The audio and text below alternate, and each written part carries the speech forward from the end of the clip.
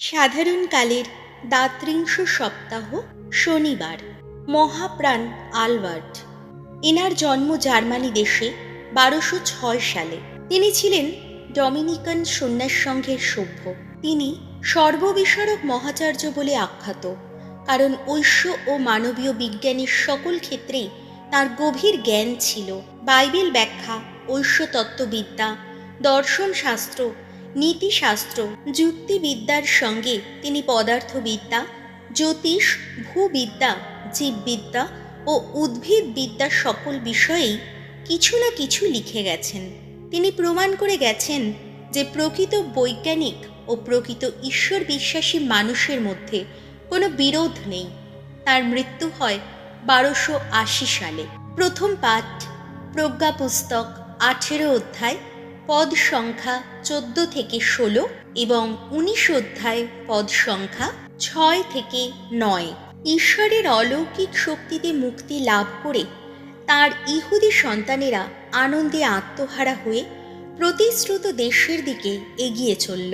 এক শান্ত স্তব্ধতা যখন জড়িয়েছিল বিশ্ব চরাচর, যখন রাত্রি তার অর্ধেক পথ দ্রুত বেগে সবে পেরিয়েছে, ওগো, এমনই সময়ে তোমার সর্বশক্তিমান বাণী স্বর্গলোক থেকে, তোমার সেই রাজ সিংহাসন থেকে নির্মম যোদ্ধার মতোই ঝাঁপ দিয়ে পড়ল সেই দেশের মাটিতে, যে দেশের সর্বনাশ নির্ধারিত ছিল।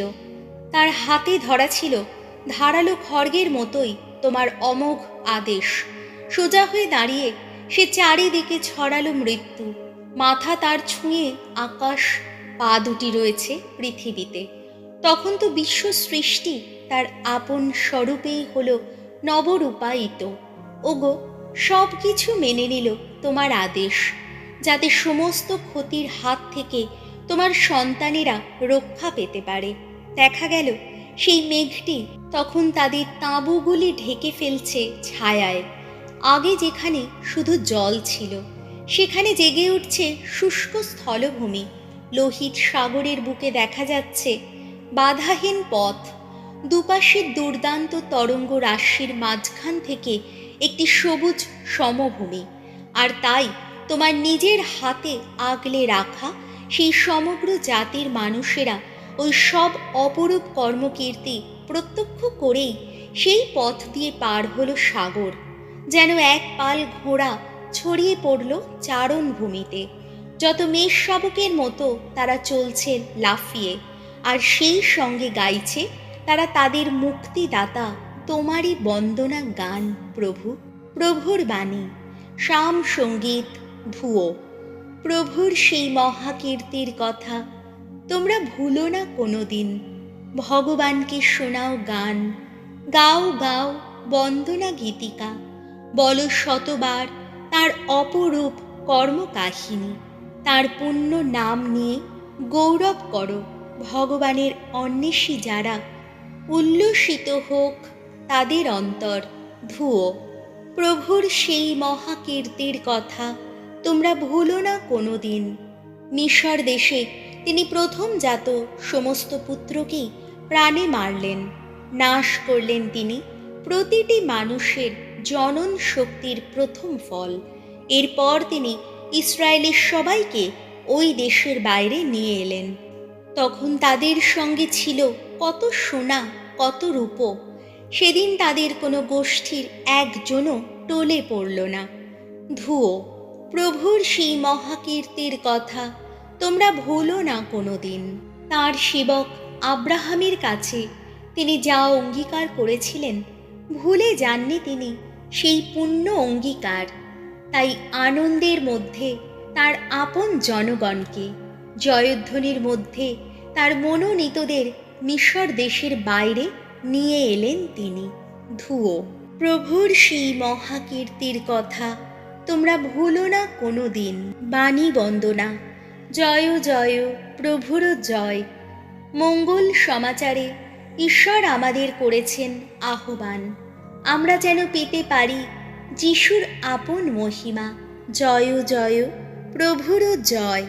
লুক রচিত মঙ্গল সমাচার 18 অধ্যায়, পদ সংখ্যা 1 থেকে 8। যারা দিন রাত ঈশ্বরকে ডাকে, তিনি কি তাদের সুবিচার না করে থাকতে পারেন?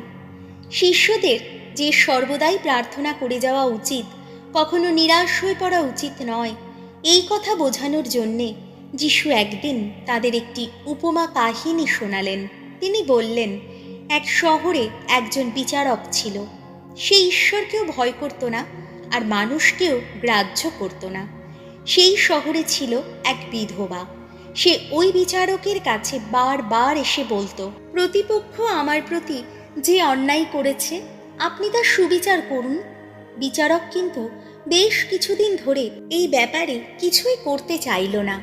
তবে শেষে মনে মনে সে ভাবতে লাগলো, ঈশ্বরকে তো আমি ভয় করি না, মানুষকেও গ্রাহ্য করি না, তবুও ওই বিধবা মেয়েটা আমাকে যখন এতই বিরক্ত করছে, তখন আমি না হয় দেখব যাতে ও সুবিচারই পায়, নইলে আমার সঙ্গে দেখা করে করে শেষে ও আমাকে একেবারে নাকাল করেই ছাড়বে। প্রভু বলতে লাগলেন, সেই অসৎ বিচারকটা যে কি বলল তা শুনলে তো? সুতরাং যারা ঈশ্বরের মনোনীত জন, যারা দিন রাত তাকে ডাকে, তিনি কি তাদের সুবিচার করবেন না? তাদের সাহায্য করতে তিনি কি অযথা দেরি করবেন? আমি তোমাদের বলেই রাখছি, তিনি তাদের সুবিচারই করবেন, আর শীঘ্রই তা করবেন। কিন্তু হায়, সেদিন মানব পুত্র যখন ফিরে আসবে, তখন সে কি পৃথিবীতে একটুও ঈশ্বর বিশ্বাস দেখতে পাবে? প্রভু যিশুর মঙ্গল সমাচার।